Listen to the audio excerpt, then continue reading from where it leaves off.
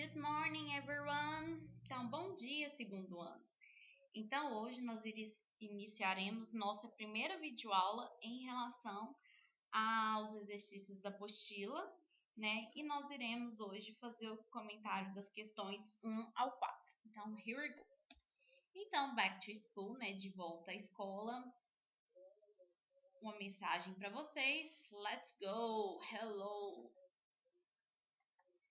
E uma mensagem que eu deixo para vocês do início ao final do ano is 21, I believe in you. Então, 2021, eu acredito em você.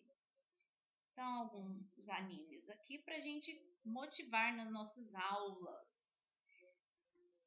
E aí, nós vamos iniciar. Esse texto é um texto fresquinho, que caiu no Enem agora, o Enem de 2020, que foi aplicado esse ano. E aí nós estamos mostrando a questão das pessoas refugiadas, né? O processo de como que elas sofrem, né? Então, as consequências desses campos refugiados aí, principalmente pós-guerra civil. E aí eu vou trabalhar alguns termos com vocês. E aí a gente vai ler o texto, iremos ler o texto. E aí eu vou separar algumas palavras interessantes aqui, tá? Já comecei com uma aqui. E aí a gente vai interpretar esse poema aqui, né? É do escritor nigeriano. Então, sempre eu aconselho ler a pergunta primeiro para depois ler o texto. Então, a pergunta é, questão 1. O escritor nigeriano traz uma reflexão sobre a situação dos refugiados em um cenário pós-guerra civil em seu país. Essa reflexão é construída no poema por meio da representação de uma mãe, explorando o que nesse poema? Então, essa aqui que é a questão que ele a pergunta, na verdade, né? Então, qual seria das assertivas que está relacionada à exploração do conteúdo no sentido do texto. Então, vamos lá, o título mostra A Mother in a Refugee Camp. Então, a mãe em um campo refugiado. No Madonna. Essa expressão no Madonna significa sem mãe, tá? Então, Madonna, em alguns países aí, significa mãe. Então, quando ele fala no banana and child couldn't touch, nem mãe e nem filho poderiam se tocar. Child, no sentido de criança ou filho, tá? Couldn't touch.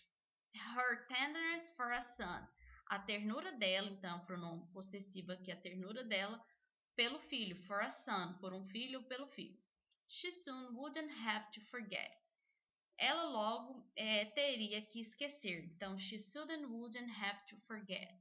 Ela teria que esquecer. The air was heavy. Então, heavy significa, pessoal, pesado. Então, o ar, olha, aqui nós utilizamos o termo was, que significa passado, né? O ar estava pesado, with odors of diarrhea, com odor de diarreia. Of one wash. Então, washed significa lavado. Quando a gente utiliza one, significa não. Então, as crianças não estavam lavadas, ou seja, estavam sujas. With wash out ribs. E aí fala que elas estavam com as costelas à mostra, ou seja, representa o que? A fome. Né? Washed out ribs. Ribs, pessoal, significa costelas. What out significa no sentido de para fora, ou seja, estava visivelmente aparecendo essas costelas.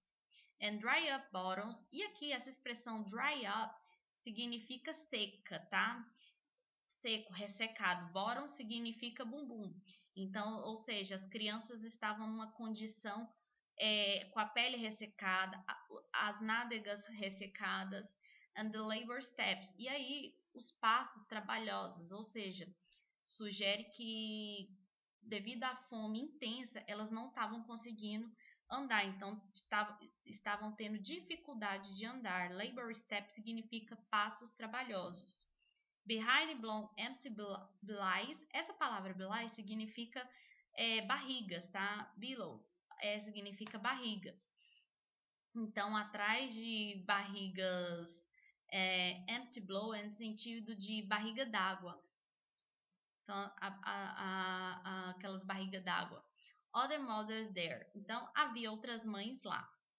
had long ceased to carry. Então, deveria ter cuidado quando ele fala assim, ou se importar, but not this one. Só que ele fala, mas este não. She held a ghost smile between her teeth. Então, ela segurou um sorriso fantasma entre os dentes dela. And in her eyes the memory. E em seus olhos a memória. Of a mother's pride. Uma mãe orgulhosa. She had battled him. Ela o banhou. Então, vocês estão percebendo que o texto está tudo sendo trabalhado no passado. E ela o banhou. And rubbed him down with the bare palms. E o esfregou, que significa rubbed, significa esfregou. Him down with the bare palms. Então, ela o esfregou com suas palmas nuas, ou seja, as palmas da mão. She took from the bottle of possessions. E ela o segurou como o seu tesouro. Bottle of possessions é segurar um bem, significa segurar um bem, ou seja, o filho dela era uma preciosidade. A broken comb and culbet. E aí ela fala, um prente quebrado e penteado. The rust colored hair left off his skull. Essa palavra skull significa crânio. E aí a cor do cabelo dele era meio ferrugem, rust significa ferrugem, que o deixou em seu crânio. And the rummy in her eyes began carefully to party in.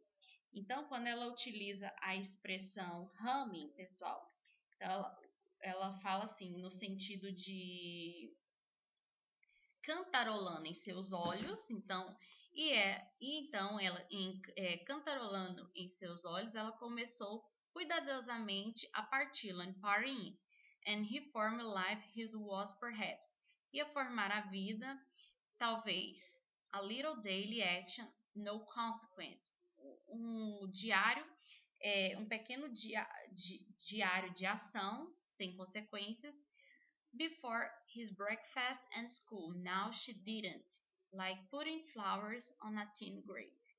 Depois, né, do café da manhã e a escola, agora ela colocaria flores no seu pequeno tubo. Então, tá mostrando assim a situação que o filho dela foi encontrado pós-guerra, né? E aí mostra também as consequências dessa pós-guerra, né? Que depois que ela chegou do trabalho, no caso, assim, depois que ela tomou café da manhã e foi à escola, agora ela foi colocar flores em seu pequeno túmulo, tin grave. Então aqui, essa representação de uma mãe explora o quê? A demonstração do orgulho por não precisar pedir doações, descrições artísticas detalhadas de uma obra conhecida, a aceitação de um diagnóstico de doença terminal do filho, consternação ao visitar o túmulo do filho recém-falecido, ou impressões sensoriais experimentadas no ambiente, de acordo com tudo que a gente viu em relação ao vocabulário das palavras e à imagem, ok?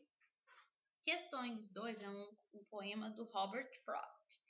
E aí, ele fala aqui, as palavras fault and blame revelam por parte do eu lírico uma. Fault and blame significa sentimento de culpa. Então, vamos lá aqui. A minor bird significa um pássaro pequeno. I have wished a bird would fly away. Então, ele fala que gostaria que o pássaro fosse para longe. Então, é no sentido de gostaria. Fly away significa para longe. And not, aqui, pessoal, não é um D aqui, é um G, tá? Assim significa cantar. Então, aqui é um G. And not sing by my house all day. E não cantar na minha casa o dia todo. Have clapped my hands at the hint from the door. Então, fala lá que em suas mãos, né? Que ele batia na porta com suas mãos. E aí ele fala que parecia que as if we could bear no more. E parecia que o cântico não parava mais. The fault must partly have been me. Então ele fala que a culpa parcialmente deveria ser dele. Que the bird was not blamed for his key. E que o pássaro não tinha culpa de ter a sua chave. And of course, there must be something wrong. Então ele fala que, é claro, havia alguma coisa estranha, né? Deveria ser uma coisa estranha. In wait to silence and sound. em querer que a música parasse de tocar.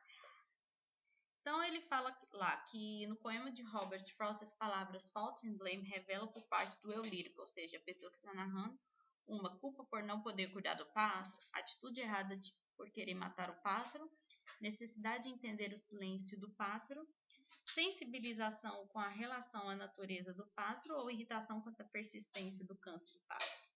Então vocês vão analisar aí. Questão 3, a gente vai comentar na próxima videoaula, ok, pessoal? E aí, qualquer dúvida, vocês podem entrar em contato comigo. Então, são questões A1 e A2 que nós iremos comentar do Enem, né? Porque são 6 questões ao longo dessas videoaulas e aí a gente vai comentando questões do 1 ao 2. Então, qualquer dúvida, vocês podem entrar em contato comigo e have a nice day.